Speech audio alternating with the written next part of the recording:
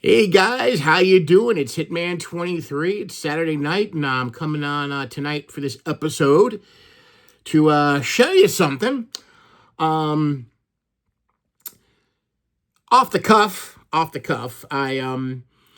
You know, sports cards and baseball cards, and my number one. It's always been my number one over, my lifetime. I've got the collecting gene, as I think most of us in the community have the collecting gene, right? And growing up, it was, probably first. I remember the first thing prior to baseball cards was Matchbox cards. I loved my Matchbox cards when I was a little kid. I remember my grandfather used to get them for me. My aunts and uncles used to get them for me. My parents used to get them for me. I had a loved Matchbox cards. I spent tons of hours playing with my Matchbox cards. Then came baseball cards. Probably as a little older, like I said, the first cards I got were, 1975, 76. So I was, 6 years oldish in there, 6, 7 years old. And then after that, it was Star Wars. Star Wars came out in 77.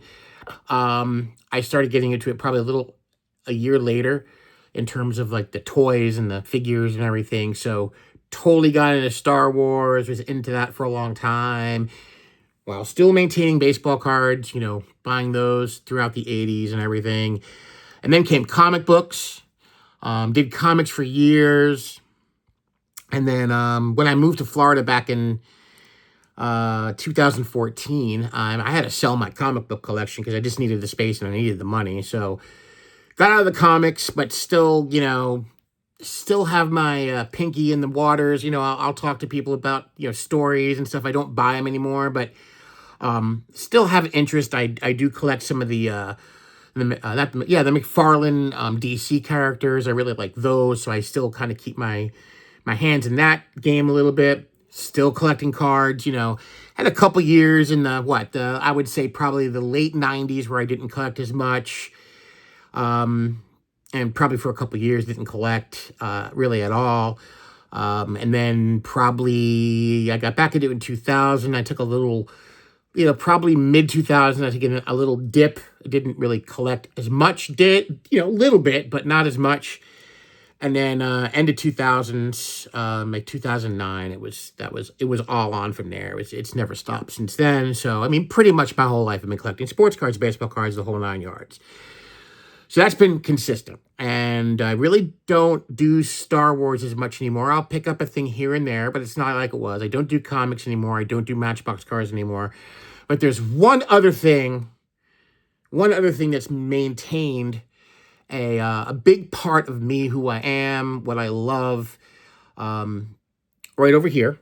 And I did something today. I did a little something today, and this is unprecedented for me, because this is a pretty big day. And this is probably why I don't own any, Mickey Mantles and Babe Ruths in my collection, and why I probably don't have a Nestle Don Mattingly and a 93 Mattingly finest refractor. It's because of this other hobby I hold near and dear to my heart. And if you've watched my channel for a long time, you may have seen this in the past. I've mentioned it. I even did a video on it once.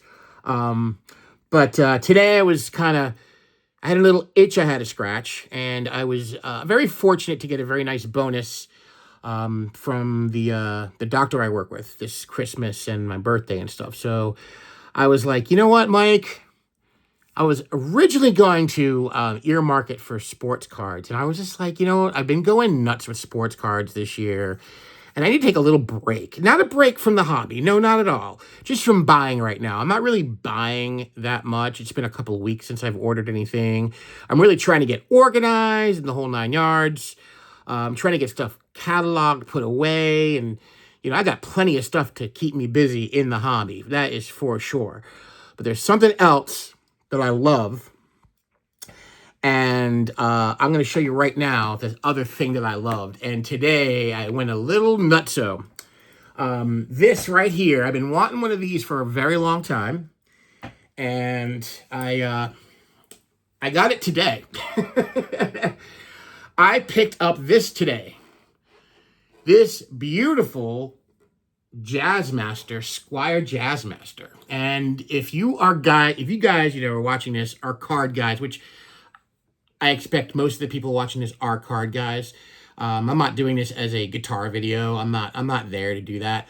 But just a little history lesson. And it's funny because when I told my wife, in fact, when I was at the Guitar Center today and I was ringing out, I said, do you guys also draft up divorce papers? Because I don't know, they laughed. They thought it was great. No kidding. My Elisa is very supportive. But she does ask. Again, the question in baseball, in sports cards, the big question is, or a couple of the big questions is what's your most expensive card? How much is your collection worth? Or, don't you have enough cards? Never will I ever say I have enough cards. And with guitars, yes, there is a little bit more of a finite ending to that. For me, I'm not going to own 100 guitars at one time. I may own 100 guitars over my life. I've sold some guitars before and gotten other ones. So, but this guitar here was one, I walked in today and it just screamed to me off the shelf. I've always wanted a pink guitar, because real guys play pink guitars. And this guitar is what's called a Jazzmaster. A little history lesson on this guitar. They came out in the early 60s. Fender Guitars put this guitar out and named it the Jazzmaster because they wanted to market it to jazz players. And lo and behold, it didn't do really anything in the jazz realm, okay? The jazz players didn't warm up to it.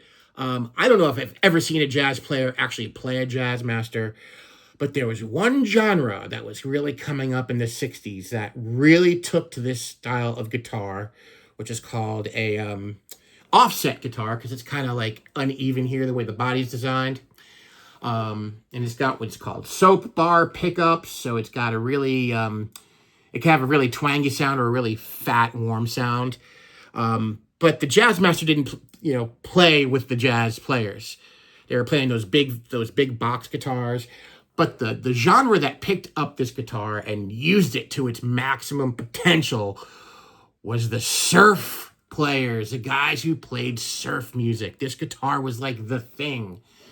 If you watch any of those videos from back in the 60s, the Ventures and all that stuff, you see guys playing this style guitar.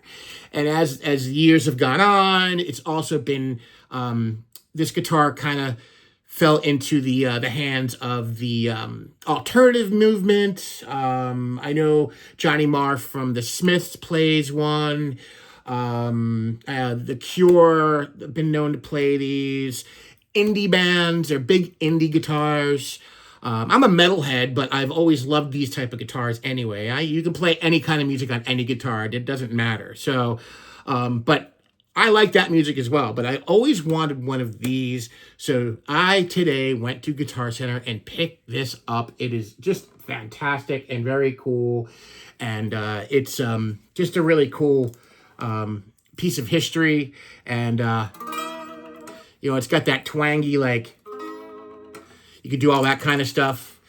And just a fun instrument. So there it is. There's that. And I'm really, really psyched to actually have add that. And if you want to do that, you can see that to my collection.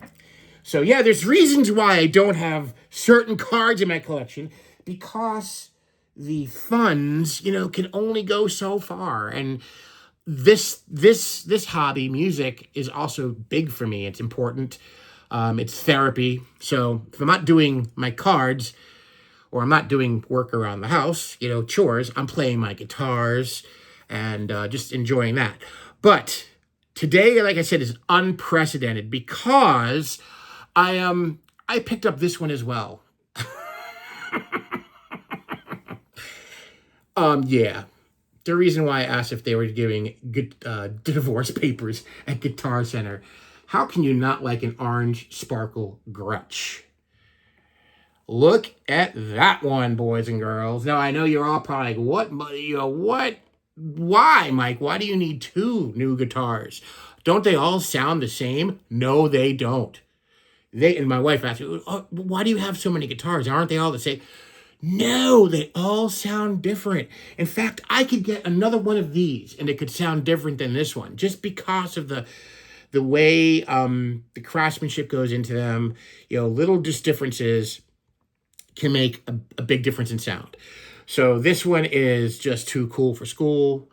It's got what's called a Bigsby tremolo system on it. So again, you can play those twangy,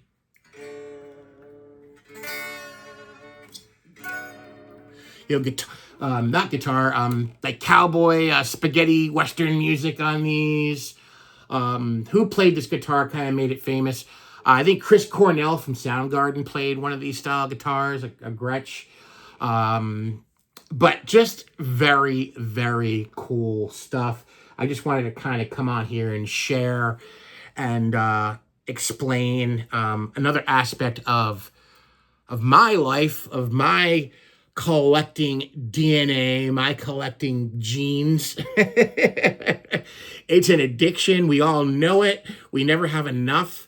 And it's just another fun way to... you guys, we can't take it with us, right? We cannot take it with us. And you might as well enjoy it while you're here. And I'm certainly going to do that. And just like with the cards, we borrow all this stuff. All this stuff is borrowed. Someday somebody else is going to have it, and they're going to use it for as long as they have it. So might as well enjoy it while we are here. So that's it, guys. Just another side of me that I just kind of wanted to get on here and share. I don't play in a band currently. I did years ago when I lived up in New York. Just kind of do it now more for, like I said, more of a therapeutic thing. I'm busy with work and I'm busy with other things. So I'm just kind of a at-home guitarist, just playing along, doing my thing. And that's it. I just wanted to, come on and share this. I thought it was pretty cool. And I just wanted to put it on tape.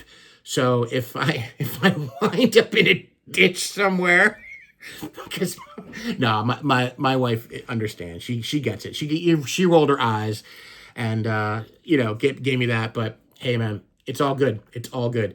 So that's it, guys. I'm gonna go, and may the cardboard God shine upon each and every one of you. Show other things. Show other things besides cards if you're into it.